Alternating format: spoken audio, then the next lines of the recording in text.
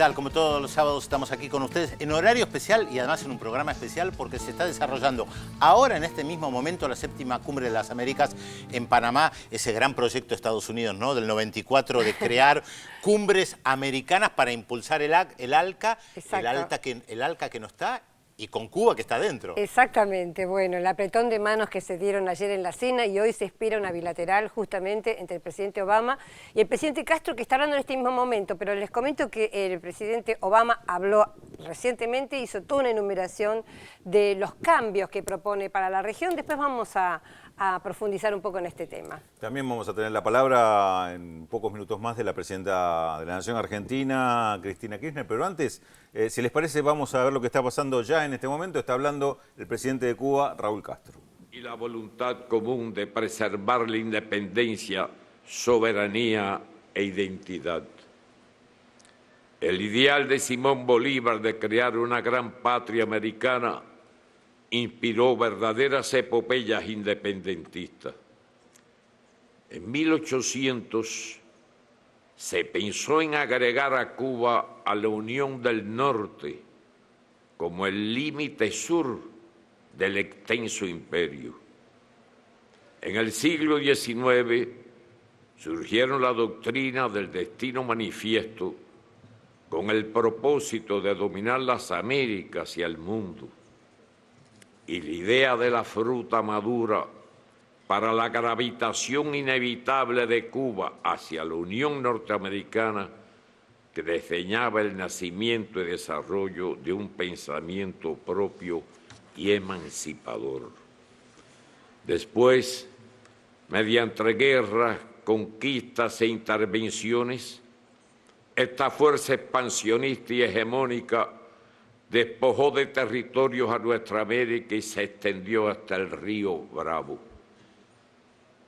Luego de largas luchas que se frustraron, José Martí organizó la guerra necesaria, la llamada Guerra de Martí de 1895, la Gran Guerra, como fue llamada también, empezó en 1868. Y creó el Partido Revolucionario Cubano para conducirla y fundar una república con todos y para el bien de todos, que se propuso alcanzar la dignidad plena del hombre. Al definir con certeza y anticipación los rasgos de su época, Martí se consagra al deber de impedir a tiempo con la independencia de Cuba que se extiendan por las Antillas los Estados Unidos y caigan con esa fuerza más sobre nuestras tierras de América. Fueron sus palabras textuales.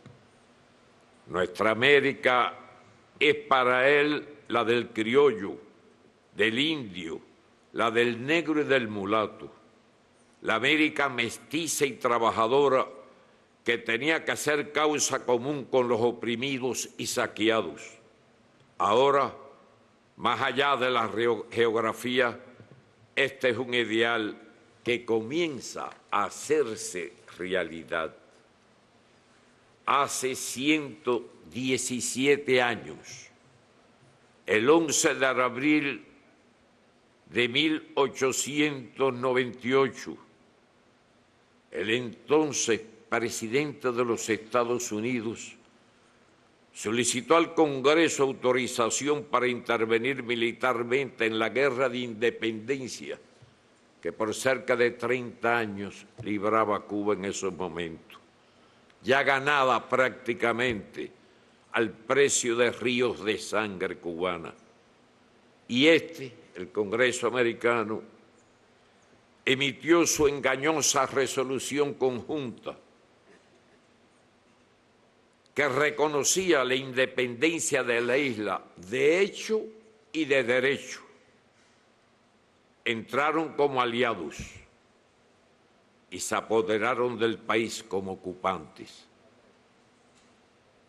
Se impuso como un apéndice a su Constitución la enmienda Platt por el nombre del senador que la propuso.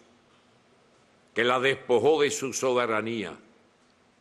Autorizaba al poderoso vecino a intervenir en los asuntos internos y dio origen a la base naval de Guantánamo, la cual todavía usurpa parte de nuestro territorio. En ese período se incrementó la invasión del capital norteño. Posteriormente, hubo 2 intervenciones militares y el apoyo a crueles dictaduras. Cuando los cubanos al comienzo del siglo XX hicieron su constitución, su proyecto de constitución, y se la presentaron al gobernador autonombrado por su país, un general norteamericano, les contestó que ahí faltaba algo. Y al preguntar a los cubanos constituyentistas, les respondieron: esta enmienda que presenta el senador Plat, que da derecho a intervenir en Cuba cada vez que sea considerado por los Estados Unidos. Hicieron uso de ese derecho. Por supuesto, los cubanos lo rechazaron y la respuesta fue: muy bien, nos quedaremos aquí. Eso se mantuvo hasta 1934.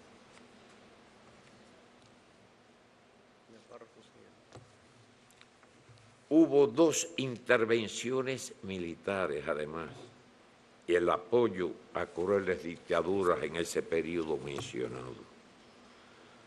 Predominó hacia América Latina la política de las cañoneras y luego del buen vecino.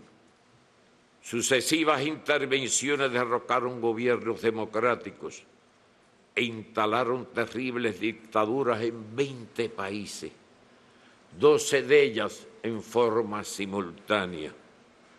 ¿Quién de nosotros nos recuerda esa etapa bastante reciente de dictaduras por todas partes, fundamentalmente en Sudamérica, que asesinaron a cientos de miles de personas? Y el ejemplo del presidente Salvador Allende nos llegó un ejemplo imperecedero. Hace exactamente 13 años se produjo el golpe de Estado contra el entrañable presidente Hugo Chávez Frías, que el pueblo derrotó. Después vino casi inmediatamente el costoso golpe petrolero. El 1 de enero de 1959, 60 años después de la entrada de los soldados norteamericanos en La Habana, triunfó la Revolución cubana y el ejército rebelde, comandado por el comandante Fidel Castro Ruz, llegó a la capital. El mismo día, exactamente 60 años después. Esas son de esas incomprensibles ironías de la historia.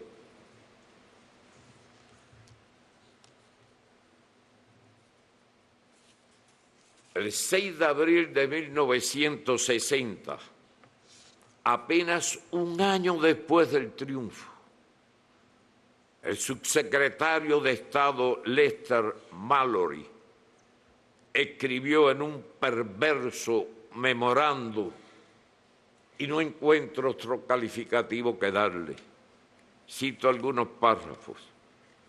Este memorándum fue desclasificado por el gobierno americano decenas de años después. Cito: la mayoría de los cubanos apoya a Castro. No hay una oposición política efectiva. El único medio previsible para restarle apoyo interno es a través del desencanto y el desaliento, basados en la insatisfacción y las penurias económicas. En otra parte, añadía, debilitar la vida económica.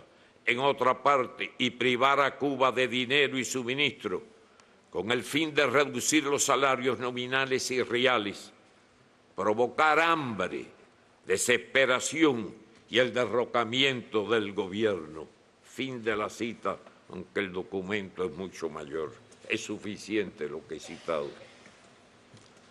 Sí es cierto, hemos soportado grandes penurias. El 77% de la población cubana nació bajo los rigores que impone el bloqueo, más terrible de lo que se imaginan, incluso muchos cubanos. Pero nuestras convicciones patrióticas prevalecieron. La agresión aumentó, la resistencia y aceleró el proceso revolucionario. Eso sucede cuando se hostigan al proceso revolucionario natural de los pueblos. La hostigación trae más revolución. La historia lo demuestra, y no solo en el caso de nuestro continente o de Cuba.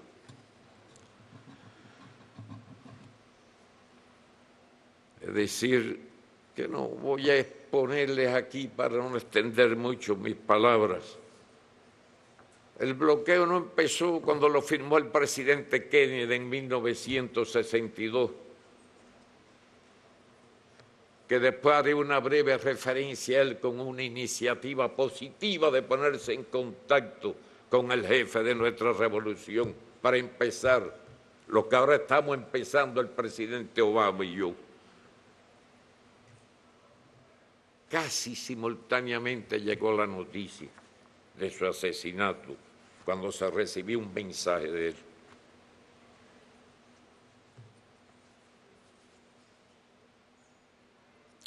Es decir, que la agresión aumentó.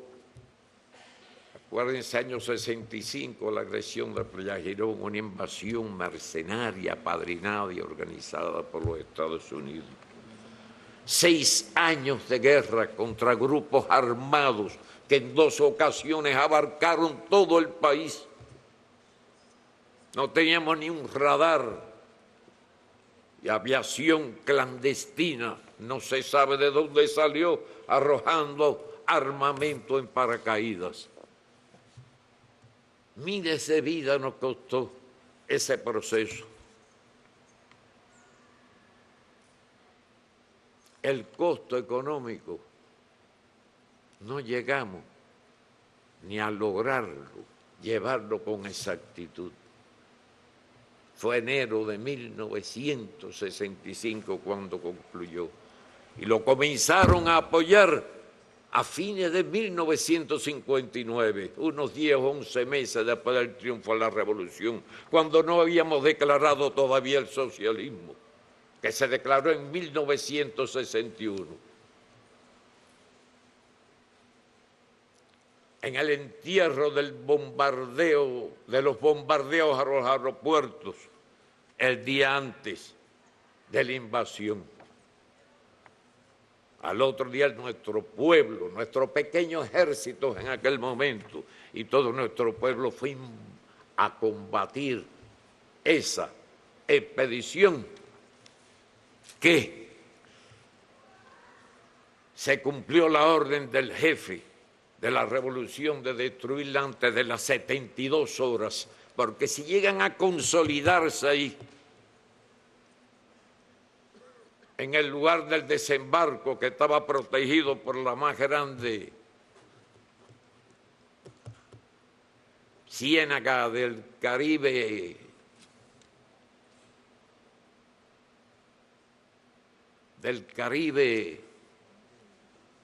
isleño,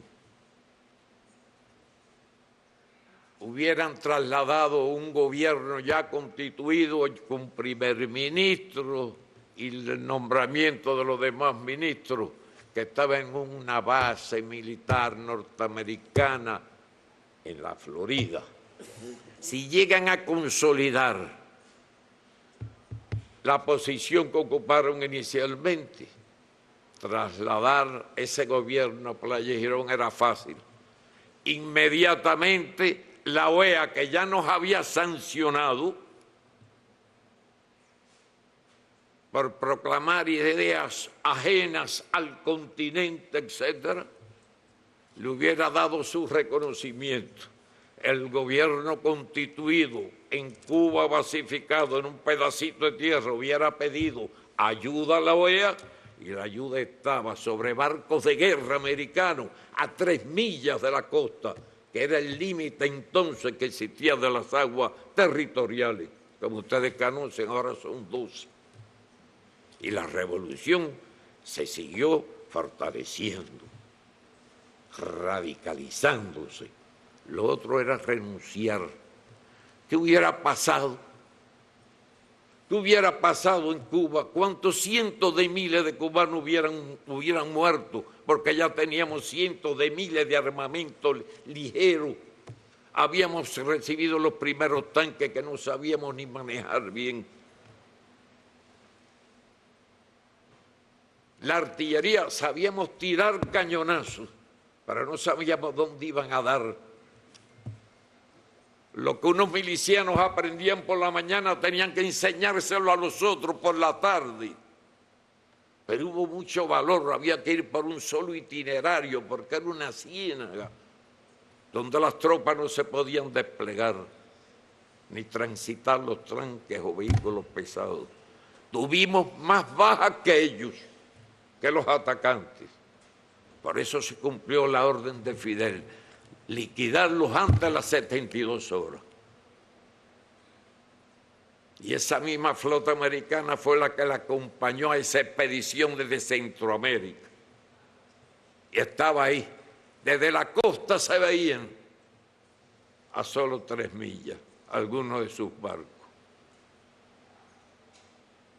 ¿Cuánto costó a Guatemala la invasión famosa en 1954, que recuerdo bien porque estaba preso en el presidio de Isla de la Juventud, o de Pinos llamado entonces, por el ataque al cuartel Moncada un año antes? ¿Cuántos cientos de miles de indios mayas, aborígenes y otros ciudadanos guatemaltecos perecieron en todo un largo proceso que durará años recuperarlos? Ese fue el comienzo.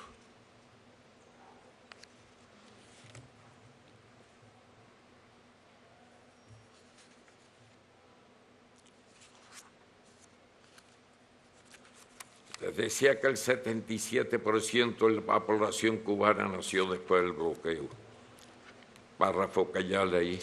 Cuando ya habíamos proclamado el socialismo y el pueblo había combatido en Pellagirón para defenderlo, el presidente Kennedy, al que ya hice referencia hace un instante, fue asesinado precisamente en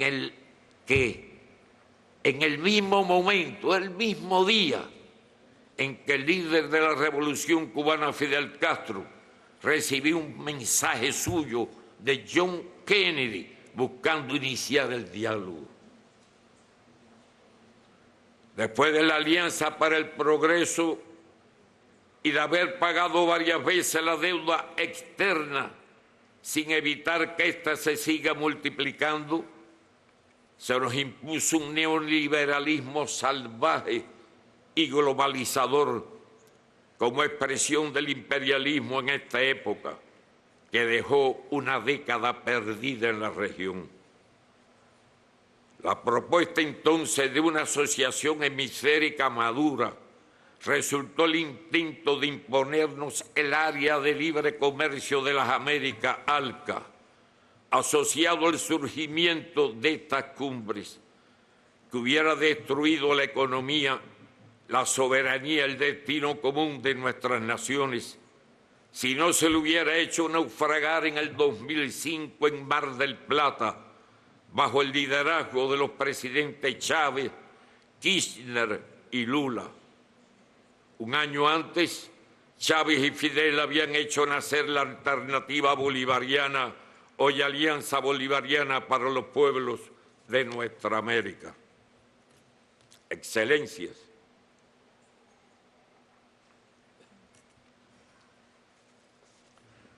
hemos expresado, y le reitero ahora al presidente Barack Obama, nuestra disposición al diálogo respetuoso y a la convivencia civilizada entre ambos estados dentro de nuestras profundas diferencias.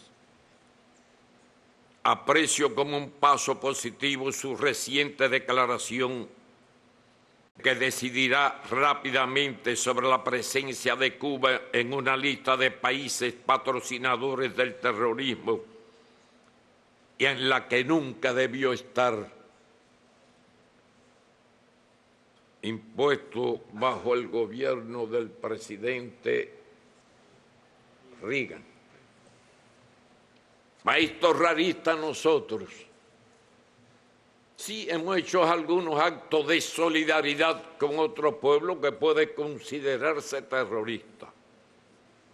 Cuando estábamos acorralados, arrinconados y hostigados hasta el infinito, solo había una alternativa: rendirse o luchar. Ustedes saben cuál fue la que escogimos. Con el apoyo de nuestro pueblo. ¿Quién puede pensarse que nosotros vamos a obligar a todo un pueblo a hacer los sacrificios que ha hecho el pueblo cubano para subsistir, para ayudar a otros pueblos?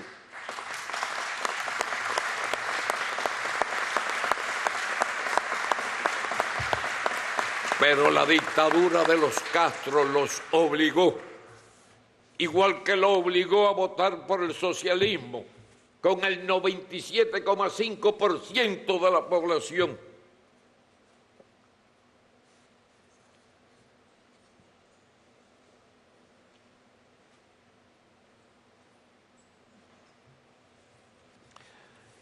Continúo, aprecio como un paso positivo la reciente declaración del presidente Obama de que se decidirá rápidamente sobre la presencia de Cuba en una lista de países patrocinadores del terrorismo y en la que nunca debió estar, les decía. Porque cuando esto se nos impuso, resulta que los terroristas es lo que poníamos los muertos. No tengo en la mente el dato exacto, solo de terrorismo dentro de Cuba. En algunos casos de diplomáticos en otras partes del mundo cubano que fueron asesinados. Me aportan el dato ahora mis compañeros. En esa etapa tuvimos 3.478 muertos y 2.099 discapacitados de por vida. Otros muchos más heridos que fueron recuperados. Los terroristas eran los que ponían los muertos. ¿De dónde venía el terror entonces? ¿Quiénes lo provocaban? Algunos de los que incluso han estado por Panamá en estos días, como el agente de la CIA Rodríguez, que fue el que asesinó al Che y se llevó sus manos cortadas para probar por sus huellas digitales, no sé en qué lugar, que se trataba del cadáver del Che, que después recuperamos por la gestión de un gobierno amigo en Bolivia.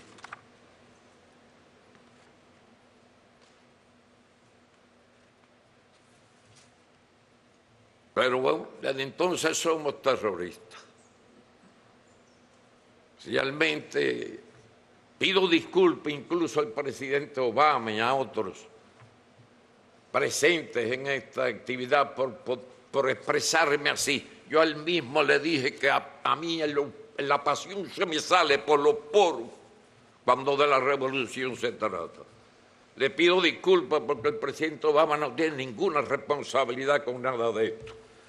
De los, ¿cuántos presidentes hemos tenido? 11, 12. 10 antes que él. 10 antes que él. Con los cuales todos tienen deuda con nosotros, menos el presidente Obama. Después de decir tantas cosas duras de un sistema, es justo que le pida disculpas.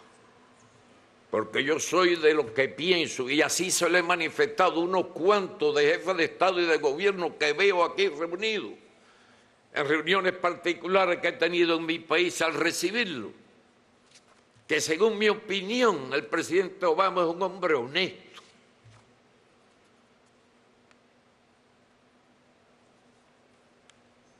Me he leído algo de su biografía en los 2 libros que han aparecido. No completo, eso lo haré con más calma. Admiro su origen humilde y pienso que su forma de ser obedece a ese origen humilde de él.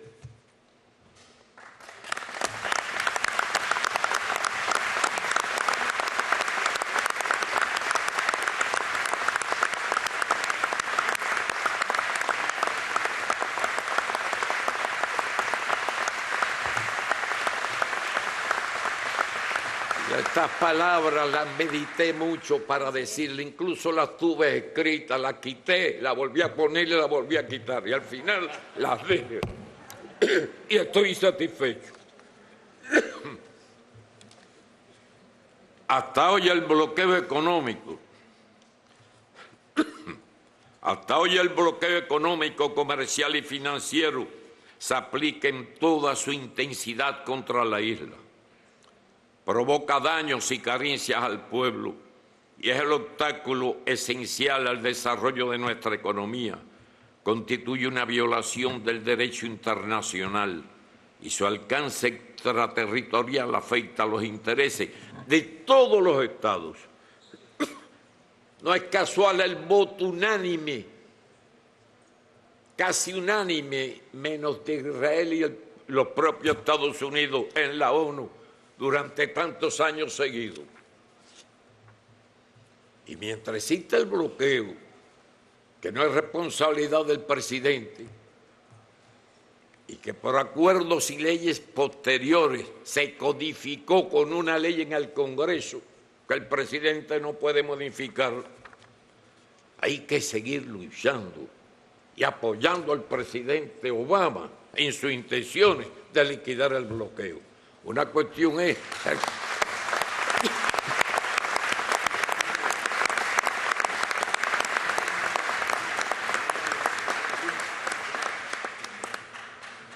Una cuestión es establecer relaciones diplomáticas y otra cuestión es el bloqueo. Por eso les pido a todos, y la vida nos obliga además a seguir apoyando esa lucha contra el bloqueo. Excelencias,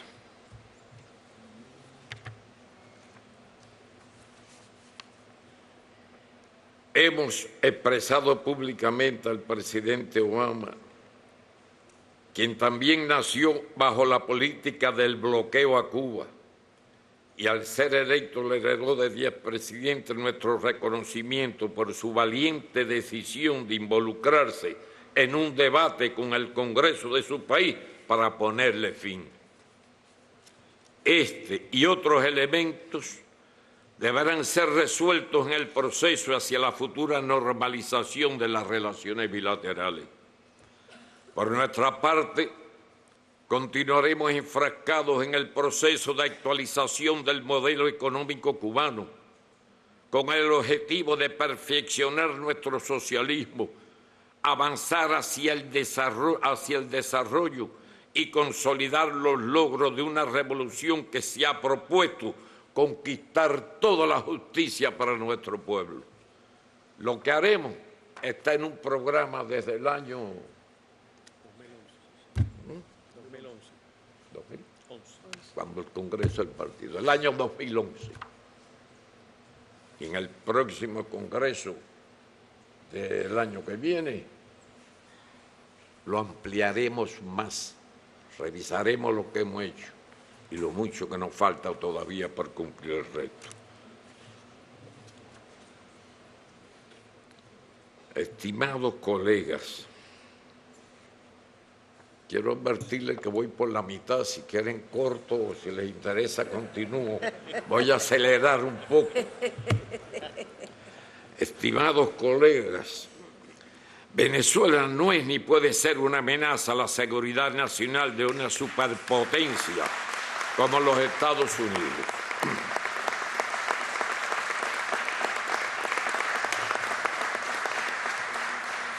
Es positivo que el presidente norteamericano lo haya reconocido. Debo reafirmar todo nuestro apoyo de manera resuelta y leal a la hermana República Bolivariana de Venezuela, al gobierno legítimo y a la Unión Cívico-Militar que encabeza el presidente Nicolás Maduro, al pueblo bolivariano y chavista que lucha por seguir su propio camino y enfrenta intentos de desestabilización y sanciones unilaterales que reclamamos sean levantadas. Que la orden ejecutiva sea derogada, aunque es difícil por la ley, lo que sería apreciado por nuestra comunidad como una contribución al diálogo y al entendimiento hemisférico. Nosotros conocemos, creo que puede ser de lo que estamos aquí reunidos, uno de los pocos que mejor conozcamos el proceso de Venezuela. No es porque estemos metidos allí, ni estemos influyendo allí, ni ellos nos cuenten todas las cosas a nosotros. Lo sabemos porque están pasando por el mismo camino por el que pasamos nosotros y están sufriendo las mismas agresiones que sufrimos nosotros, o una parte de ellas. Mantendremos nuestro aliento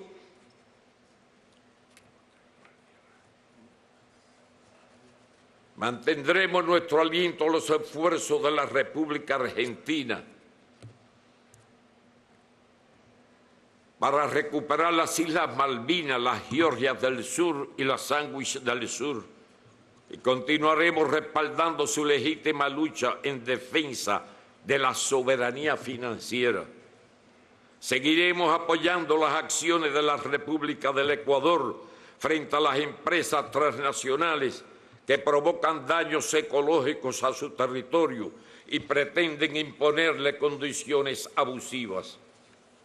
Deseo reconocer la contribución de Brasil y de la presidenta Dilma Rousseff al fortalecimiento de la integración regional y al desarrollo de políticas sociales que trajeron avances y beneficios a amplios sectores populares, las cuales, dentro de la ofensiva contra diversos gobiernos de izquierda de la región, se pretende revertir. Será invariable nuestro apoyo al pueblo latinoamericano y caribeño de Puerto Rico, en su empeño por alcanzar la autodeterminación e independencia, como ha dictaminado decenas de veces el Comité de Descolonización de las Naciones Unidas. También continuaremos nuestra contribución al proceso de paz de Colombia hasta su feliz conclusión. Debiéramos todos multiplicar la ayuda a Haití, no solo mediante asistencia humanitaria, sino con recursos que le permitan su desarrollo y apoyar que los países del Caribe reciban un trato justo y diferenciado en sus relaciones económicas y reparaciones por los daños provocados por la esclavitud y el colonialismo. Vivimos bajo la amenaza de enormes arsenales nucleares que debieran eliminarse y del cambio climático que nos deja sin tiempo. Se incrementan las amenazas a la paz y proliferan los conflictos. Como expresó entonces el presidente Fidel Castro, las causas fundamentales están en la pobreza y el subdesarrollo, y en la desigual distribución de las riquezas y los conocimientos que imperan el mundo. No puede olvidarse que el subdesarrollo y la pobreza actuales son consecuencia de la conquista, la colonización, la esclavización y el saqueo de la mayor parte de la tierra por las potencias coloniales, el surgimiento del imperialismo y las guerras sangrientas por nuevos repartos del mundo. La humanidad debe tomar conciencia de lo que hemos sido y de lo que no podemos seguir siendo. Hoy, continuaba Fidel, nuestra especie ha adquirido conocimientos, valores éticos y recursos científicos suficientes para marchar hacia una etapa histórica de verdadera justicia y humanismo. Nada de lo que existe hoy en el orden económico y político sirve a los intereses de la humanidad. No puede sostenerse. Hay que cambiarlo, concluyó Fidel. Cuba seguirá defendiendo las ideas por las que nuestro pueblo ha asumido los mayores sacrificios y riesgos y luchado junto a los pobres, los enfermos sin atención médica, los desempleados, los niños y niñas abandonados a su suerte o obligados a trabajar o a prostituirse, los hambrientos, los discriminados, los oprimidos y los explotados, que constituyen la inmensa mayoría de la población mundial. La especulación financiera, los privilegios de Bretton Woods y la remoción unilateral de la convertibilidad en oro del dólar son cada vez más eficientes. Requerimos un sistema financiero transparente y equitativo. No puede aceptarse que menos de una decena de emporios, principalmente norteamericanos, 4 o 5 de 7 u 8, determinen lo que se lee, ve o escucha en el planeta. Internet debe tener una gobernanza internacional, democrática y participativa, en especial en la generación de contenidos. Es inaceptable la militarización del ciberespacio y el empleo encubierto e ilegal de sistemas informáticos para agredir a otros estados. No dejaremos que se nos deslumbre ni colonice otra vez. Sobre el Internet, que es un invento fabuloso, de los mayores de los últimos años, bien pudiéramos decir, recordando el ejemplo de la fábula de las lenguas de Esopo, que Internet sirve para lo mejor y es muy útil, pero a su vez, como las lenguas de Esopo, también sirven para lo peor. Señor presidente, las relaciones hemisféricas, en mi opinión, han de cambiar profundamente, en particular en los ámbitos político, económico y cultural, para que, basadas en el derecho internacional y en el ejercicio de la autodeterminación y la igualdad soberana, se centren en el desarrollo de vínculos mutuamente provechosos y en la cooperación para servir a los intereses de todas nuestras naciones y a los objetivos que se proclaman. La aprobación en enero del 2014, en la segunda cumbre de la CELAC en La Habana, de la proclama de la América Latina y el Caribe como zona de paz, constituyó un trascendente aporte en ese propósito, marcado por la unidad latinoamericana y caribeña en su diversidad. Lo demuestra el hecho de que avanzamos hacia procesos de integración genuinamente latinoamericanos y caribeños, a través de la CELAC, UNASUR, CARICOM, MERCOSUR, ALBA, TCP, el SICA y la Asociación de Estados del Caribe, que subrayan la creciente conciencia sobre la necesidad de unirnos para garantizar nuestro desarrollo. Dicha proclama nos compromete a que las diferencias entre las naciones se resuelvan de forma pacífica por la vía del diálogo y la negociación u otras formas de solución y en plena consonancia con el derecho internacional. Vivir en paz, cooperando unos con otros para enfrentar los retos y solucionar los problemas que, en fin de cuentas, nos afectan y afectarán a todos. Es hoy una necesidad imperiosa. Debe respetarse, como reza la proclama de la América Latina y el Caribe como zona de paz, firmada por todos los jefes de Estado y de Gobierno de nuestra América. El derecho inalienable de todo Estado a elegir su sistema político, económico, social y cultural como condición esencial para asegurar la convivencia pacífica entre las naciones. Con ella nos comprometimos a cumplir nuestra obligación de no intervenir directa o indirectamente en los asuntos internos de cualquier otro Estado y observar los principios de soberanía nacional, igualdad de derechos y la libre determinación de los pueblos, y a respetar los principios y las normas del derecho internacional y los principios y propósitos de la Carta de las Naciones Unidas. Ese histórico documento insta a todos los Estados miembros de la comunidad internacional a respetar plenamente esta declaración en sus relaciones con los Estados miembros de la CELAC.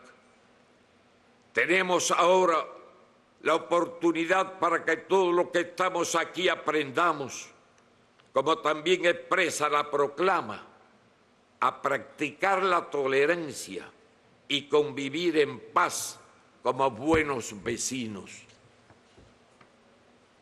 Existen discrepancias sustanciales, sí, pero también puntos en común en los que podemos cooperar para que sea posible vivir en este mundo lleno de amenazas a la paz y a la supervivencia humana. ¿Qué impide a nivel hemisférico, como ya se han estado refiriendo algunos de los presidentes que me precedieron en el uso de la palabra, qué impide a nivel hemisférico cooperar para enfrentar el cambio climático? ¿Por qué no podemos los países de las dos Américas, la del norte y la del sur, luchar juntos contra el terrorismo, el narcotráfico o el crimen organizado, sin posiciones sesgadas políticamente? ¿Por qué no buscar de conjunto los recursos necesarios para dotar al hemisferio de escuelas, hospitales, aunque no sean lujosos, un hospitalito modesto, donde la gente muere porque no hay un médico? Necesarios para dotar el hemisferio de escuelas, hospitales, proporcionar empleo, avanzar en la erradicación de la pobreza. No se podrá disminuir la inequidad en la distribución de la riqueza, reducir la mortalidad infantil, eliminar el hambre, erradicar las enfermedades prevenibles, acabar con el analfabetismo. El pasado año establecimos cooperación hemisférica en el enfrentamiento y prevención del ébola. Y los países de las dos Américas trabajamos mancomunadamente, lo que debe servirnos de acicate para empeños mayores. Cuba, país pequeño y desprovisto de recursos naturales, que se ha desenvuelto en un contexto sumamente hostil, ha podido alcanzar la plena participación de sus ciudadanos en la vida política y social de la nación, una cobertura de educación y salud universales, de forma gratuita, un sistema de seguridad social que garantiza que ningún cubano quede desamparado, significativos progresos hacia la igualdad de oportunidades y en el enfrentamiento a toda forma de discriminación, el pleno ejercicio de los derechos de la niñez y de la mujer, el acceso al deporte y la cultura, el derecho a la vida y a la seguridad ciudadana.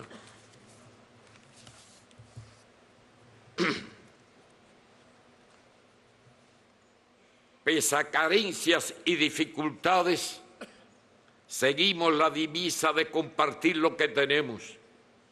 En la actualidad, 65.000 cooperantes cubanos laboran en 89 países, sobre todo en las esferas de medicina y educación.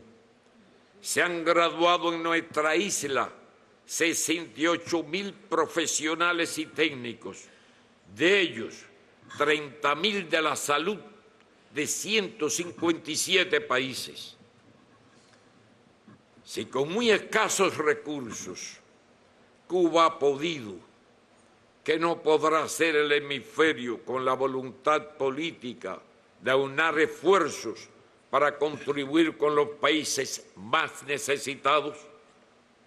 Gracias a Fidel y al heroico pueblo cubano, hemos venido a esta cumbre a cumplir el mandato de Martí, con la libertad conquistada con nuestras propias manos, orgullosos de nuestra América, para servirla y honrarla con la determinación y la capacidad de contribuir a que se la estime por sus méritos y se la respete por sus sacrificios, como señaló Martí.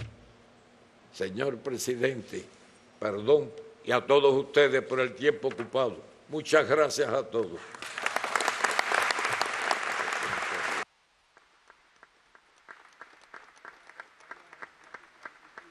Estábamos viendo al presidente de Cuba, Raúl Castro. Uy, cuántas definiciones, ¿no? Que tiró desde Guantánamo hasta Venezuela. Primero hizo como un pasaje histórico, ¿no? De todo lo que sucedió hasta llegar a la revolución y después de la revolución, los ataques. Y bueno, volvió después un poco a hacer un panorama actual del tema. Sobre todo apuntándole y hablándole directamente a Obama con respecto a este momento, al diálogo respetuoso y a temas como este listado de países que colaboran con el terrorismo, donde está la promesa de Estados Unidos sacar a Cuba, el tema de Venezuela, como decía Pedro, también con un mensaje explícito diciéndole de que era imposible que un país como Venezuela fuera una amenaza para una potencia como Estados Unidos.